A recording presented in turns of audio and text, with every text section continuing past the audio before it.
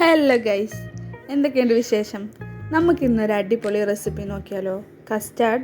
സേമിയ കസ്റ്റാർഡിൻ്റെ റെസിപ്പിയാണ്. ഈസിയാണ്, നമുക്ക് എല്ലാവർക്കും അറിയാവുന്ന റെസിപ്പി തന്നെയാണ്. പക്ഷേ ഇതെൻ്റേതായ രീതിയിലൊരു റെസിപ്പി. നമുക്ക് പോയി നോക്കാം. ഒരു പാൻ വെച്ച് അതിലേക്ക് ആവശ്യമായിട്ടുള്ള ബട്ടർ ഇട്ട് കൊടുക്കുന്നുണ്ട്. സേമിയ റോസ്റ്റ് ചെയ്യാൻ വേണ്ടിയിട്ടാണ്. ഇനി അതിലേക്ക് ഞാൻ 2 കപ്പ് സേമിയ ആഡ് ചെയ്യുന്നുണ്ട്. ഇനി അതൊന്ന് റോസ്റ്റ് ചെയ്തെടുക്കാം.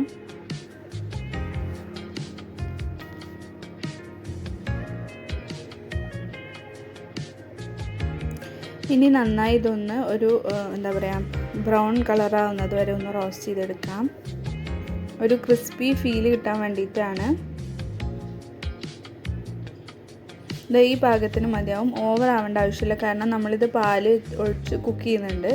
ഇനി ഇതിലേക്ക് ആവശ്യമായിട്ടുള്ള നമ്മുടെ കസ്റ്റാർഡ് എത്ര വേണോ അതിനനുസരിച്ച് നമുക്ക് പാലൊഴിച്ച് കൊടുക്കാം. സേമിയ കൂടി പോവരുത്. അപ്പോൾ സേമിയ ഒരുപാടുള്ള കസ്റ്റാർഡ് കുറവായിട്ടുണ്ടാവും.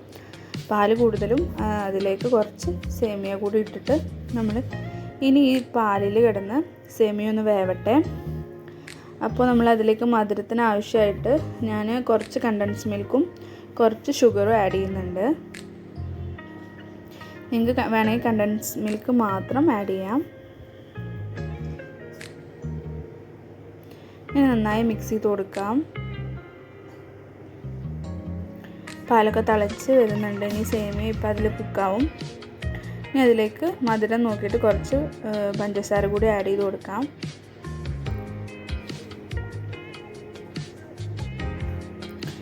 ഇപ്പം നന്നായി വെട്ടി തിളച്ച് വരുന്നുണ്ട്. സേമിയൊക്കെ ഹാഫ് കുക്കായി. ഇനി നമുക്ക് ഇതിലേക്ക് കസ്റ്റാർഡ് ആഡ് ചെയ്യാം.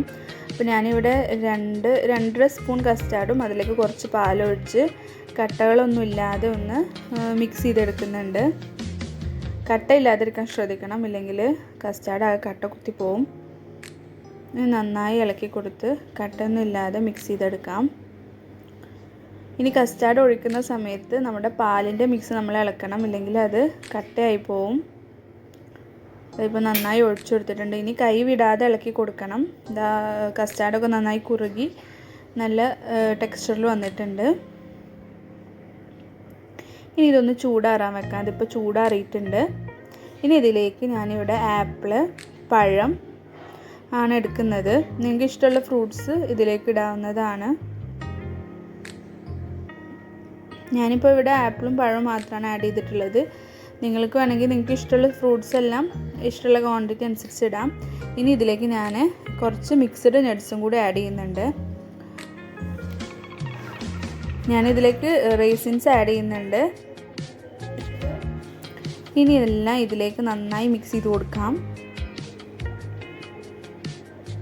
ഇപ്പോൾ നന്നായി മിക്സ് ആയിട്ടുണ്ട്. എല്ലാ ഭാഗത്തേക്കും ഫ്രൂട്ട്സ് എത്തുന്ന രീതിയിൽ നന്നായി മിക്സ് ആയിട്ടുണ്ട്. ഇനി നമുക്ക് വേണ്ട ബൗളിലേക്ക് മാറ്റി കൊടുക്കാം.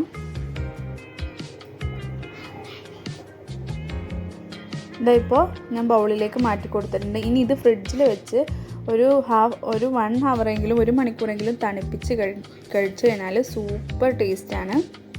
നിങ്ങൾക്ക് ഇഷ്ടമാണെങ്കിൽ എന്തായാലും ഒന്ന് ട്രൈ ചെയ്ത് നോക്കണേ.